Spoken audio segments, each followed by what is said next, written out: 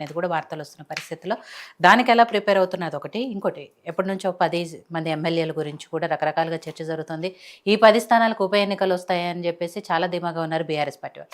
కానీ వాళ్ళ స్పీకర్ ఇచ్చిన తీర్పు ప్రకారం 5గురికైతే క్లీన్ చిట్ ఇచ్చారు. ఆ 5 మరి దాని మీద మళ్ళీ కోర్టుకు వెళ్తామంటున్నారు బీఆర్ఎస్ పార్టీకి సంబంధించిన ఎమ్మెల్యే వివేక్ గారు. ఏం జరగబోతోంది ఏంటి అనేది కూడా దాని గురించి తీసుకుందాం. అండ్ స్పీకర్ ఏదైతే తీర్పు ఇచ్చారో ఆయన తీసుకున్న డెసిషన్ ఏదైతే ఉందో రాజ్యాంగ విరుద్ధంగా ఉంది అనేది కూడా వాళ్ళు ఆరోపిస్తున్నారు.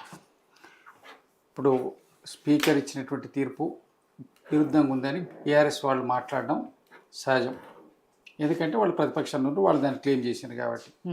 మరి వాళ్ళు ఇంతకుముందు కాంగ్రెస్ పార్టీ నుంచి తీసుకున్నటువంటి ఎమ్మెల్యేస్ మీద వాళ్ళు ఏమన్నప్పుడు పార్టీ మెర్జ్ అయింది అని చెప్పి అక్కడ తప్పించుకున్నారు. ఫస్ట్ టైం తీసుకున్నప్పుడు టీడీపీ నుంచి తీసుకున్నప్పుడు వాళ్ళు పార్టీని మెర్జ్ చేసి టెక్నికల్గా చేసిండ్రు. ఇక్కడ అది సాధ్యం కాలేదు కాబట్టి ఇదేంది అని చెప్తున్నారు.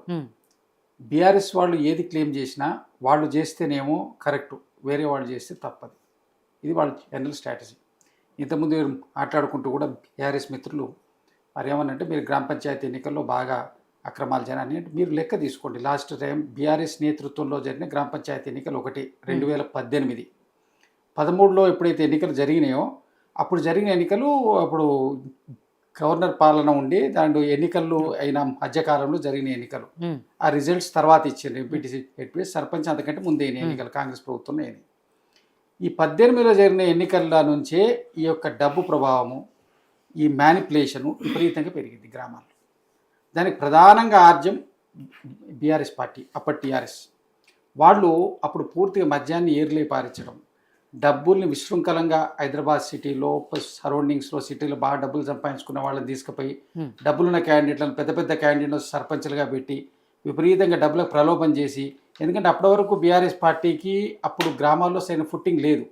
ఫస్ట్ టైం గెలిచిన తర్వాత చాలామంది సర్పంచులు, ఎంపీటీసీలు, జెడ్పీటీ కాంగ్రెస్ వాళ్ళంతా దాంట్లో వెళ్ళారు.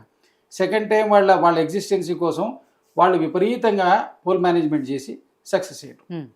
దాని ప్రభావం ఇవాళ చూడాల్సి వస్తుంది. ఇవాళ ఏ పార్టీలు ప్రమేయం తీసుకోకపోయినా వద్దని చెప్పినా సర్పంచ్ క్యాండిడేట్ అభ్యర్థులు లోకల్ బాడీ వాళ్ళు సొంతంగా పెట్టుకొని చేస్తున్నారు. పార్టీ ఫండ్ ఇచ్చి చేస్తున్నటువంటిది కాదు. కాకపోతే ఈ ఎమ్మెల్యేలు ఎంపీలు పట్టించుకొని చేయడం అనేది సిస్టమ్ మొదలుపెట్టింది బీఆర్ఎస్ పార్టీ. అంతకుముందు ఎమ్మెల్యేలు ఎంపీలు లోకల్ బాడీ ఎన్నికల్లో పట్టించుకునే వాళ్ళు కారు. ప్రధానంగా సర్పంచ్ దాంట్లో ఆ గ్రామానికి సంబంధించిన వాళ్ళు కూర్చోవడం, మాట్లాడుకోవడం. సరే ఒకళ్ళ పార్టీలకు అతీతంగా పార్టీ పరంగా ఉన్న అందరూ ఒక అండర్స్టాండింగ్ తోటి పెట్టుకోవడం, ఒక దగ్గర ఏకగ్రీవాలు కాని చోట ఎన్నికలు జరిగిన ఒక సుహృదమైనటువంటి వాతావరణం ఉండే. కానీ ఈ వాతావరణాన్ని చెడగొట్టింది బీఆర్ఎస్ పార్టీ. వ్యక్తిగత కక్షలు పెరిగిపోయి ఒకరికొకళ్ళు కాంపిటీషన్ పెరిగి బాగా ఇది టెన్షన్ వచ్చినప్పుడు కొన్ని అక్కడక్కడ సంఘటనలు జరిగినాయి. మీరు 18లో జరిగిన ఎన్నికల్లో జరిగిన సంఘటనలకు ఇప్పటికీ చూస్తే దానికి ఏదన్నది మీకు అర్థమవుతుంది. రెండోది ఏంటంటే వీళ్ళు 18లో ఎన్నికలు జరిగినప్పుడు వాళ్ళు చేసేటువంటి పొలిటికల్ మన మ్యానిపులేషన్స్కు ఎక్కడ కూడా అడ్డంకి ఉండకపోయేది అధికార పార్టీకి. పోలీస్ వ్యవస్థ, రెవెన్యూ వ్యవస్థ అని వేరే అపోజిషన్ పార్టీ వాళ్ళు చేసే దగ్గర పూర్తిగా కూడా ఒత్తిడి చేసేవాళ్ళు వాళ్ళు. ఇప్పుడు ఆ పరిస్థితి చేయలే. ఇద్దరికీ ఓపెన్గా వదిలిపెట్టినరు, ఎవరు చేస్తే వాళ్ళు చేసుకోండి అని. ఎవరికి కూడా మ్యానిపులేషన్స్ను అధికార పార్టీ వాళ్ళు బీఆర్ఎస్ వాళ్ళను ఎక్కడ కూడా టార్గెట్ చేసింది లేదు. సరే ఎక్కడో ఒక దగ్గర అక్కడ ఎమ్మెల్యేస్ మాట్లాడినట్టు అంతకంటే ఎక్కువ మాట్లాడారు బీఆర్ఎస్ ఎమ్మెల్యేలు. దాని గురించి మాట్లాడాల్సిన అవసరం లేదు. అసలు మీరు మా పార్టీలో రాకుండా ఒక సర్పంచ్ గెలిచి వేరే ఆపోజిషన్ పార్టీ ఉంటే వాళ్ళు లొంగపరుచుకోవడానికి శతవిధాలుగా ప్రయత్నం చేసిన వాళ్ళు. కాంగ్రెస్ పార్టీ ఆ ప్రయత్నం చేయలే. టోటల్ డెమోక్రటిక్గానే ఉంది. భవిష్యత్తులో కూడా అట్లనే ఉంటుంది.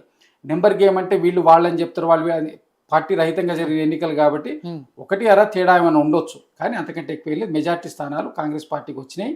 ఇంకా గెలిచినటువంటి ఇండిపెండెంట్ న్యూట్రల్ వాటిలలో కూడా చాలామంది కాంగ్రెస్ రెబల్సే ఉంటారు. కాబట్టి దాని విషయంలో కాంగ్రెస్ పార్టీ పూర్తి స్థాయిలో వారు మన బీజేపీ నాయుడు గారు మాట్లాడుతూ 55% 65 వచ్చింది.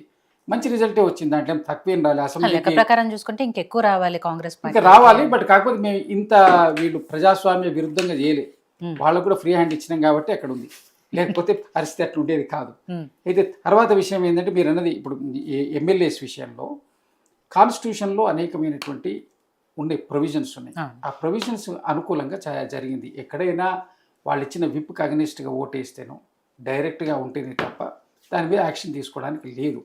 ఆ పార్టీలో ఉన్నటువంటి ఎమ్మెల్యేలు మేము డెవలప్మెంట్ కోసం ముఖ్యమంత్రి గారిని కలిసాము, ముఖ్యమంత్రి గారి డెవలప్మెంట్ కోసం మేము అక్కడ అటాచ్గా ఉంటున్నాము, ఇక్కడ ఉన్నటువంటి నియంతృత్వ ధోరణి తండ్రి గారు కలవడు, కొడుకు గారు మాట వినడు. ఆ కూతురు గారేమో ఇప్పుడు వచ్చి రోడ్డు మీద ఆమె అందరిని పంచాయతీ పెడుతుంది. ఉమ్, ఆ పార్టీ ఏదైతే కుంగిపోయే పరిస్థితిలో ఉంది కాబట్టి వాళ్ళను వాళ్ళ మీద విశ్వాసం ఉంచి ఓటేసినటువంటి ప్రజలకు వాళ్ళు సేవ చేయాల్సిన ఆవశ్యకత ఉన్నది కదా 5 సంవత్సరాలు. కాబట్టి వాళ్ళని నిలబెట్టుకోవడం కోసం మేము వచ్చినాం. మరి వాళ్ళ ఇంటి పంచాయతీలో వాళ్ళు ఉంటే మరి ప్రజల్ని పట్టించుకోవాలి కదా మేము. దానికోసం వచ్చినామని చెప్పి అక్కడ ఎమ్మెల్యే చెప్పుకున్నారు. కాబట్టి స్పీకర్ గారు వాళ్ళ వాదన కరెక్ట్ అనిపించి కొట్టేసిండ్రు. వాళ్ళు కోర్టులో లీగల్గా ప్రొవిజన్ ఉంటే సుప్రీంకోర్టు పోవచ్చు, ఇంకా వాళ్ళు దాని మీద ఎంతవరకు లీగల్గా వాళ్ళు ఫైట్ చేసే అవకాశం ఉంటే చేసుకోవచ్చు. దానికి స్కై ఈజ్ లిమిట్, వాళ్ళు ఎక్కడికైనా పోవచ్చు.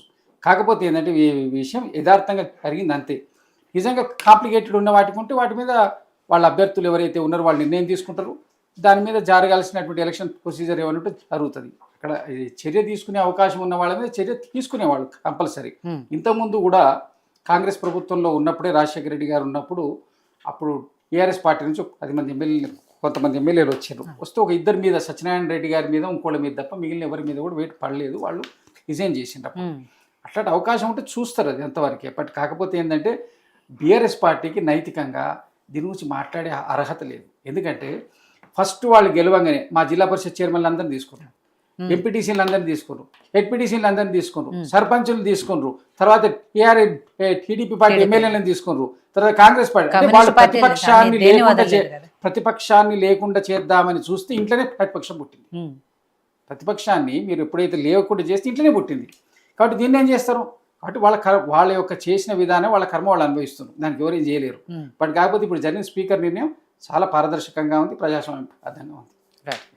సో నరసింహనాయుడు మీరు ఇంకోటి అడిగిన రేది మన ఎంపీటీసీ అది కూడా ప్రక్రియ త్వరగా పూర్తి చేయాల్సిన ఆవశ్యకత ఉన్నది. ఎందుకంటే ఇప్పుడు లోకల్ బాడీ ఫండ్స్కు వాళ్ళకు కూడా కొంత వచ్చేది ఉంటుంది, జిల్లా పరిషత్ షేర్ అవన్నీ. అవే కాక 2 years నుంచి లేదు, పొలిటికల్గా కూడా వ్యాక్యూమ్ ఉన్నది.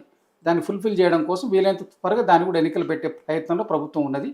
దాని త్వరలో ఈ ఎలక్షన్ కోడ్ అయిపోయిన తర్వాత దాని మీద మంత్రివర్గము, ముఖ్యమంత్రి గారు దాని మీద ఇస్తారు. ఇచ్చిన దాన్ని బట్టి మా పార్టీ పరంగా జరిగే ఎన్నికలు కాబట్టి అందరికీ దాంట్లో అవకాశం ఉంది. రైట్. సో నరసింహనాయుడు గారు, సో సర్పంచ్ ఎలక్షన్స్ ఏవైతే సరే బీజేపీకి మంచి స్థానాలే వచ్చాయనుకుంటున్నాము, బీజేపీ గ్రామాల్లో కూడా బలపడింది అని చెప్తున్నారు. ఇవన్నీ కూడా అంటే ఈ రిజల్ట్ ఇచ్చిన ఉత్సాహంతో జెడ్పీటీసీ, ఎంపీటీసీ ఎలక్షన్ల మీద, ఎందుకంటే అవి కూడా త్వరలోనే ఉండబోతున్నాయని చెప్తున్నారు కాబట్టి ఎలాంటి ఫోకస్ చేయబోతున్నారు?